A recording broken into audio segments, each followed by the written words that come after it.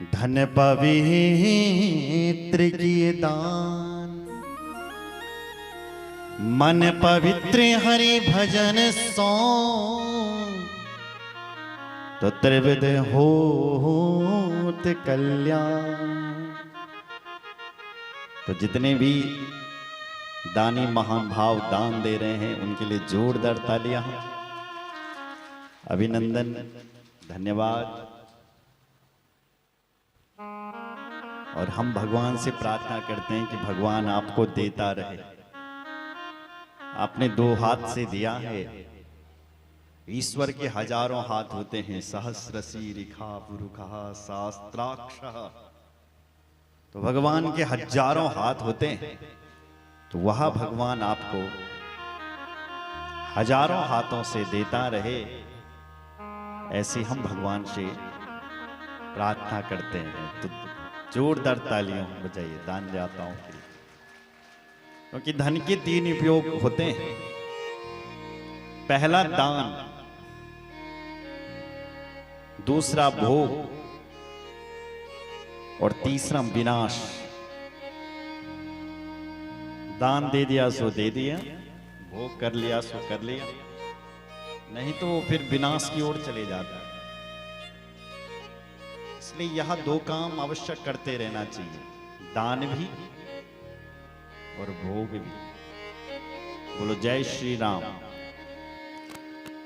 तो ऋषियों ने प्रश्न किया है, गुरुदेव यदि हम लिंग की स्थापना करें, मंदिर बनाएं, तो कैसे बनाना चाहिए? कथम लिंग प्रतिष्ठाप्यम, कथम वह तस्य लक्षणम, कथम वा तत्समाभ्यर्चम, देशे काले चक्के नहीं। हे गुरुदेव, कथम लिंग प्रतिष्ठाप्यम, हम लिंग की प्रतिष्ठा कैसे करें गुरुदेव? आप हमें बताइए। श्री सूत जी कहते हैं, सुनो ऋषियों, 2 चीजें कभी भी मंदिर ये छत के ऊपर नहीं होती। पहले तो मंदिर का निर्माण कभी भी छत के ऊपर नहीं करना चाहिए। और दूसरा हवन कुंड, हवन भी छत के ऊपर नहीं किया जाता, हवन के लिए कुंड बनाया जाता है। इसलिए आप देखते होंगे बड़े बड़े मंदिरों में कुंड बने रहते हैं। जमीन के अंदर हवन होना चाहिए, तब उसका पूरा फल मिलता है। छत के ऊपर कोई हवन नहीं होता। बोलो जय श्री राम। ऐसे ही भगवान का मंदिर भी बनाना है तो सबसे पहले उस भूमि का पूजन करना चाहिए, वास्तु पूजन जिसे कहते हैं। और उसमें नवरत्न डाले चाहिए, मुक्ता प्रवाल गोमेद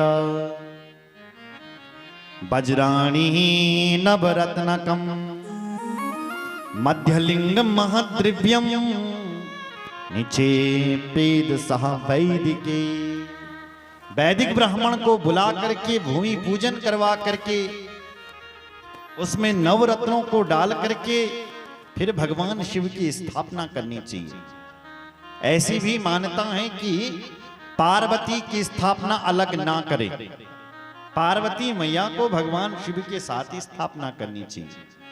अर्थात ऐसे एक तो शिवलिंग है और जो जलहरी है, जलहरी वो मां पार्वती है। तो जहां से जल आ रहा है वो मां पार्वती है। पीठ अंबा मयम शर्वम शिवलिंगम चचिन्मयम। पीठ अंबा है। बोलो जय श्री राम। अर्थात शिव जी के साथ ही मां पार्वती की स्थापना कर। कभी आप शिवलिंग लेने के लिए जाओ तो निर्माणकर्ता के 12 उंगल बड़ा शिवलिंग चाहिए। ये हमारी उंगलियां हैं ना, 10 हो गई, 2 और लगा दो 12, तो 12 उंगल बड़ा शिवलिंग चाहिए। लिंगम पीठम चरेत्वेकम लिंग बाण कृतम बिना लिंग परमाण कर्तॄणाम द्वादशांगुलमुत्तमम्। द्वादशांगुल मतलब द्वादशांगुल उत्तमम, 12 उंगल बड़ा शिवलिंग चाहिए, छोटा नहीं चाहिए। अगर छोटा होगा तो फल नहीं लिखा हुआ है और नहीं भी मिल सकता है, क्या पता। इसलिए निर्माणकर्ता के 12 उंगल बड़ा शिवलिंग होना चाहिए। बड़ा कितना भी होगा चल जाएगा, लेकिन छोटा नहीं होना चाहिए शिवलिंग। इसलिए हे ऋषियों, इस प्रकार से आप स्थापना करें। दूसरी बात, मंदिर नहीं बना सकते हैं तो घर में ही शिवलिंग बना लो। 8 प्रकार के शिवलिंग जिनको घर में भी बना सकते हैं। कौन से? गुड़ेन नवनीतेन भस्मनानेन यथा रुचि लिंग यत्नेन कृत्वान्ते यज्ञे तदनुसारतः। अपनी सामर्थ्य के हिसाब से घर में भी आप शिवलिंग बना सकते। गुड़े, गुड़ का शिवलिंग, नवनीतेन मक्खन का शिवलिंग, आटे का शिवलिंग, गाय के गोबर का शिवलिंग, अन्न का शिवलिंग, फल का शिवलिंग अर्थात भस्म का शिवलिंग। इन शिवलिंगों को आप घर बना सकते हो। सुनो, यदि नहीं भी बना सकते हो, सुनो जरा, नहीं तुम उन टाइम न मंदिर आने का न घर में शिवलिंग बनाने का, तो आपका जो ये दाहिना हाथ का अंगूठा है ना, यही शिवलिंग है। इसको खड़ा कर दो और इसी में ही 1 लोटा पानी डाल दो। हर हर महादेव, महादेव का अभिषेक हो जाएगा। जो फल आपको मंदिर में जल चढ़ाने का मिलता है वो तुम्हें अंगूठे में जल चढ़ाने का मिल जाएगा। यहां लिखा हुआ, अंगुष्ठादावपि तथा पूजामिच्छन्ति केन च लिंग कर्माणि सर्वत्र निषेधोस्ति न कर्हिचिद। निषेध हो ना ही कर्हिचिद, निषेध नहीं है। अर्थात अब आप जा रहे हैं दिल्ली, कहां जा रहे हैं? दक्षिण भारत जा रहे हैं। सोचो, लंबी यात्रा जा रहे हैं। तो आप सुबह सुबह ट्रेन में हैं, सावन का महीना लगा है और आपने डेली मंदिर में जाना है और जल चढ़ाना है, नियम है आपका।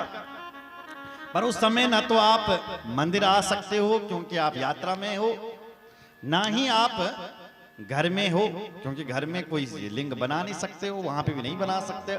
उस समय जब आप यात्रा कर रहे हो तो उस समय भी आप अपने अंगूठे को ही शिवलिंग बना लो इस परिस्थिति में, और फिर 1 लोटा जल डालो। जो मंदिर में पूजा करने का फल है वो घर बैठे मिल जाए। बोलो जय श्री राम। हो सके तो मंदिर का जल ही शिव जी पर चढ़ाना चाहिए। लिंगाधस्तम शतम पुण्यम क्षेत्रे मानुष के विदु सहस्रा रत्न मात्रम तू पुण्य क्षेत्रे तथा सके। ऐसा मान्यता है कि जब आप शिवलिंग के मंदिर में अर्थात शिव जी के मंदिर में जल चढ़ाने के लिए जाओ तो घर से जल भर करके मत आओ। आपके घर का जल साधारण है, लेकिन जो शिव जी के मंदिर में जो जल आ रहा है वो साक्षात गंगा जल है। अगर किसी साधारण मनुष्य ने शिवलिंग की स्थापना की है, हम जैसे आप जैसे साधारण, तो 100 हाथ का जल गंगा जल हो जाता है। यदि यही शिवलिंग की स्थापना किसी साधु के हाथ से, किसी महात्मा के हाथ से, किसी बैरागी के हाथ से हुई है तो 1 जीरो और लगा दो, 1000 हाथ का जल गंगा जल हो जाएगा। और कोई स्वयंभू शिवलिंग है यानी अपने आप प्रकट हुआ शिवलिंग है देवताओं के द्वारा, पुराने शिवलिंग, कोई स्वयंभू शिवलिंग है तो 10,000 हाथों का जल गंगा जल हो जाता है। बोलो जय श्री राम।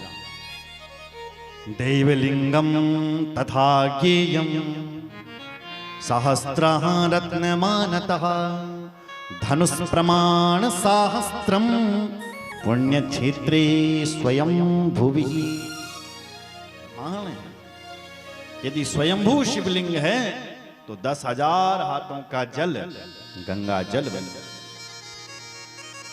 बोलो जय श्री राम, जोर से बोलो। हाँ, इसलिए शिवजी के मंदिर में शिवजी का ही जल चढ़ाना चाहिए, क्योंकि ये जो शिवजी के मंदिर में जल आ रहा है ये शिव गंगा है, शिव गंगा। तो क्या हम अपने घर से खाली लोटा लाएं? नहीं, उसमें कुछ अन्न भर के ले आए, खाली नहीं लाना चाहिए। अर्थात जब जल चढ़ाएं तो शिव जी के मंदिर से ही जल चढ़ाना। पुण्य क्षेत्रे स्थिता वापी उपाद्यम पुष्कराणि च शिव गंगेति विज्ञेयम शिवस्य वचनम यथा। ये भगवान शिव का वचन है कि मेरे आसपास जो जल आ रहा है वो शिव गंगा है। इसलिए आप लोग तो पहाड़ी होंगे ना, सब तो कहते थे कि हमारे बगासु महादेव हैं, तो बगासु को जल का कम वलवल पानी, हमारे देवता को पानी नहीं बोलता गौफड़ा, ये देवता का पानी है। तो जो देवता का पानी है वही गंगा है। वो कौन सी गंगा है? बोले वो शिव गंगा है। पुण्य क्षेत्रे स्थिता वापी कूपाध्यम पुष्कराणि चाह। जो कूप है अर्थात कुआं है या कोई जल आ रहा है वो शिव गंगा है, उसको शिव गंगा समझ। तो जय श्री राम। उसके बाद शिव गंगा से स्नान करें, शिव जी के मंदिर में जाएं और उसके बाद शिव जी के मंत्र का जाप करना चाहिए। कितना? बोले पंचकोटि जपम कृत्वा सदा शिव समो भवे। पंचकोटि 5 करोड़ बार शिव जी के मंत्र का शिव जी के सानिध्य में रह करके जाप कर। कौन से मंत्र का जाप करना चाहिए महाराज? तो अब सुनिए जरा, कौन से मंत्र का जाप करना चाहिए? द्विजानां च नमः पूर्वं मन्येषां च नमोऽन्तकं स्त्रीणां केचिदिच्छन्ति नमोऽन्तं च यथा विधि। माताओं को चाहिए कि ओम शिवाय नमः इस मंत्र का जाप करें, और पुरुषों को चाहिए कि ओम नमः शिवाय इस मंत्र का जाप। स्त्रीणां च केचिदिच्छन्ति, माताओं को जो नमः शब्द है वो बाद में बोलना चाहिए। ओम बोलो ओम शिवाय नमः, गायत्री जैसा पुण्य मिल जाएगा। माताएं गायत्री मंत्र का जाप नहीं कर सकती। क्यों? बोले गायत्री मंत्र का जाप वही करता है जिसका यज्ञोपवीत संस्कार होता है। नहीं बोलना चाहिए गायत्री मंत्र, पाप लगता है। बोलो जय श्री राम। तो हमें गायत्री जैसा पुण्य कैसे मिलेगा?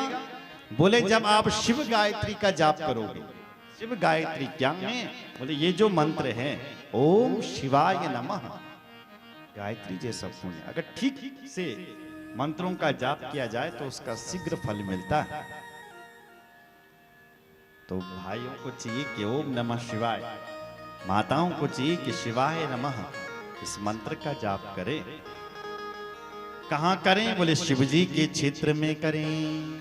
50 कोटि स्त्रीण ससेल वन कानना शिवाख्यया हि पृथ्वी लोकम धृत्वा च तिष्ठति। इस पृथ्वी की दूरी 50 करोड़ योजन की है, इसलिए हर जगह महादेव बसे हुए हैं। यत्र तत्र शिव क्षेत्रम, इसलिए शिवजी के क्षेत्र में जाकर के शिवजी के मंत्रों का उच्चारण करें। बोलो जय श्री राम, जोर से बोलो। जो लोग शिवजी के धाम में जाकर के दान नहीं करते, जप नहीं करते और शिवजी का नाम नहीं लेते हैं, ऐसे लोग उस धाम से पुण्य कमा करके नहीं आते, अर्थात पाप कमा करके आते और रोग, दरिद्रा और दोषों को अपने घर ले आते हैं वो लोग। इसलिए निवेदन है, मंदिर में कभी भी जाएं तो 3 चीजें अवश्य करनी चाहिए। जप, नाम और अभिषेक। बोलो जय श्री राम। शिव जी का मंदिर कहीं पर, जैसे आप गंगा तट में गए तो वहां पर स्नान करना बहुत जरूरी है। गंगा के तट पर जाते हुए आप स्नान नहीं करते हो तो कहते हैं पाप कमा करके आते हैं। शिव जी के मंदिर जाकर के शिव नाम बोल करके नहीं आए तो पाप कमा करके आ गए। किसी पुण्य क्षेत्र में जाकर के दान करके नहीं आए, तीर्थ भूमि में, तो पाप कमा करके आए। यहां लिखा है तीर्थम क्षेत्रम सदा कार्यम। श्लोकों पर ध्यान दें। तीर्थम क्षेत्रम सदा कार्यम स्नान दान जपादिकम अन्यथा रोग दारिद्र्य मोकत्वा ध्यान यान नरः। तीर्थ क्षेत्र में स्नान दान जपादिकम, स्नान अवश्य करना चाहिए, दान भी अवश्य, इसका भी फल मिलता है। दान भी करना चाहिए और जप भी करना चाहिए। जो ऐसा नहीं करता है अन्यथा रोग दारिद्र्य, रोग यानी बीमारी, दरिद्रा को घर लेकर के आता है। मेरे घर के श्लोक नहीं है लिखे। बोलो जय श्री राम। इसलिए तीर्थ भूमि में जाकर के ऐसा करना ही चाहिए। अच्छा, तीर्थ भूमि महान तीर्थ कौन है? बोले गंगा का तट महान है, और गंगा के तटों में जितने तीर्थ बने हैं वो भी अपने आप में महान तीर्थ हैं। हिमवद गिरिजा गंगा पुण्या सतमुखा नदी। हिमालय से जो भगवती गंगा आ रही हैं वो 100 मुखों वाली। गंगा कहां आ रही है? गंगोत्री में। गंगोत्री नाम क्यों पड़ा उसका? क्योंकि वहां गंगा उतरी, स्वर्ग से उतरी ना। कहां उतरी गंगा जी? गंगोत्री। गंगा उतरी तो पड़ गया उसका नाम गंगोत्री। जहां गंगा उतरी तो वो मां भगवती 100 मुखों से उतरी, इसलिए गंगोत्री नाम पड़ गया। सरस्वती नदी पुण्या प्रोक्ता 60 मुखा तथा। सरस्वती नदी 60 मुखों वाली, सौण भद्रा 10 मुखा, पुण्यो विष्ट फल प्रदा, चतुर्विंश मुखा पुण्या, नर्मदा चा महानदी। नर्मदा नदी 24 मुखों वाली है, सौण भद्रा नदी 10 मुखों वाली है। इसलिए जितनी भी ये नदियां हैं, तमसा 12 मुखा, तमसा नदी 12 मुखों वाली है, 10 मुखा। रेवा 10 मुखा नदी, रेवती 10 मुखों वाली। तो ऐसी बहुत सारी नदी अलग अलग मुखों से आ रही है। बोलो जय श्री राम। तो व्यक्ति को चाहिए कि इन तीर्थों का सेवन करे। आगे ऋषियों ने प्रश्न किया, गुरुदेव सदाचार किसे कहते हैं और सदाचार क्या है? आप इसकी व्याख्या हमें सुनाइए। सदाचारम श्रावयाशु येन लोकस्य ये बुधा धर्मा धर्ममयान ब्रूहि स्वर्गा नरकादास तथा। स्वर्ग क्या है, नरक क्या है, सदाचार क्या है और दुराचार क्या है? बोलो जय श्री राम। जो भगवान नाम उच्चारण करते हैं, भगवान से जुड़े हैं, वो लोग सदाचारी हैं, और जो लोग भगवान से दूर हैं उनको दुराचारी समझना चाहिए। बोलो जय श्री राम। जो भगवान का होकर के संसार में रह रहा है उसको तो हम सदाचारी ही कहेंगे। इतने लोग यहां ऐसे बैठे हैं जो मांस मदिरा नहीं खाते पीते, तो आप लिख ले, ताली बजनी चाहिए, सदाचारी हैं आप। आजकल तो सदाचार देखने के लिए नहीं मिलता है। शादी हो रही है, ब्याह हो रहा है बेटी का या बेटे का, माताएं बेचारी गा रही है, देना हो या का गणेशाये। तुम गा रहे हैं और वो वहां क्या कर रहा है? देखते मस्त हो, आप पी रहा है। क्या लग रहा है आपको गणेश जी आ रहा होगा? आप तो कीर्तन कर रहे हो, गणेश को बुला रहे हो कि गणेश जी आ जाओ, और एक तरफ वहां मांस मदिरा बन रहा है।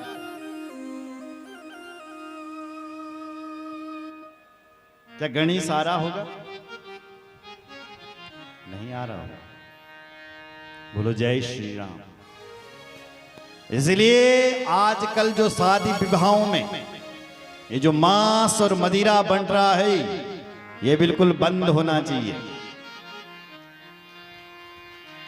तभी तो गणेश जी आएंगे, तभी तो खोरी के गणेश आएंगे, तभी तो मोदी के नारायण आएंगे, नहीं तो कहां से आएंगे। एक बड़ी विचित्र बात है, जब कोई हमारे बीच का कोई मरता है तो व्यक्ति उसका संस्कार करवाने के लिए, अंत्येष्टि करने के लिए जाता है हरिद्वार में, और जब घर आता है ना तो 2 बार नहाता है। कपड़े लाओ मेरे नए, मैं कपड़े भी पहनूंगा तब प्रवेश करूंगा घर में, नए कपड़े पहनूंगा, गंगा जल दो मुझे तब मैं घर में आऊंगा। लेकिन जब अपने घर में तू मुर्दा पका रहा है, तब उसे पूछ लिया जाए कि बोल तब तू क्यों नहीं नहाता। किसी पवित्र आत्मा की अंत्येष्टि करके आएगा, 10 बार नहाएगा, और जब घर में रसोई घर में जिस रसोई घर को अन्नपूर्णा कहा गया उसमें मुर्दा पका रहा है, मुर्दा, तब इसको पूछो कोई है भाई अब क्यों नहीं नहा रहा, तो मुर्दा खा रहा है, घर में खा रहा मुर्दा। तब कहां गए तेरे संस्कार, तब क्यों नहीं नहाएगा तू, बोल। तब बोलती बंद हो जाती है मेरी मां। बोलो जय श्री राम। अब तो बंद हो गए हमारे गढ़वाल में, पहले भी लोगों ने खूब बकरे मारे, भैरू मांगड़ो, नरसिंह मांगड़ो, मांगा मारो दो।